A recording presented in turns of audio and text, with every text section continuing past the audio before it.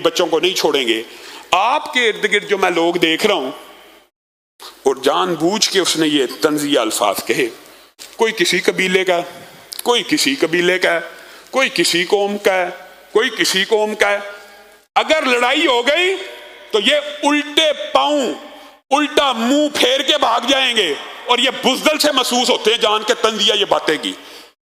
حضرت ابو بکر جو اس کی باتوں کو سن رہے تھے ان سے ران آ گیا، اور یہ غیرت دین کے مقام کے اوپر اس طرح کے جملے کہنا شریعت سے جائز ہے اور ثابت ہے۔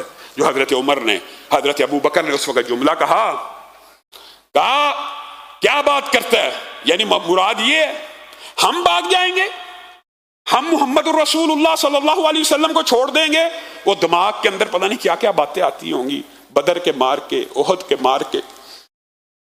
تو یہ کہتا ہے کہ یہ محمد صلی اللہ علیہ وسلم کے ساتھی محمد کو چھوڑ جائیں گے؟ جا اپنے معبود باطل لات کی شرمگاہ کو جا کے منہ مار، اس کی شرمگاہ کو جا کے چوس۔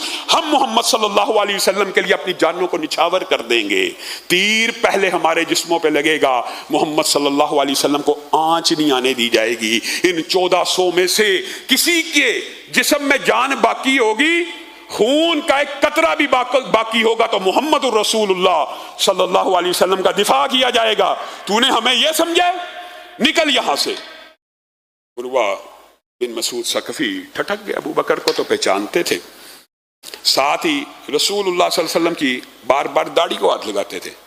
یہ عربوں کا ایک خاص کلچر تھا کہ جس سے بات کرنی ہو نا بار بار اس کی داڑھی کو ایسے، آج بھی اگر آپ عرب چلے جائیں تو وہ آپ کے منہ کو، داڑھی کو ایسے ایسے بار بار ہاتھ لگا کے بات کریں گے، ایسے ایسے پکڑ کے۔ وہی انداز عروہ بن مسعود ثقفی نے رسول اللہ صلی اللہ علیہ وسلم کے ساتھ اپنایا۔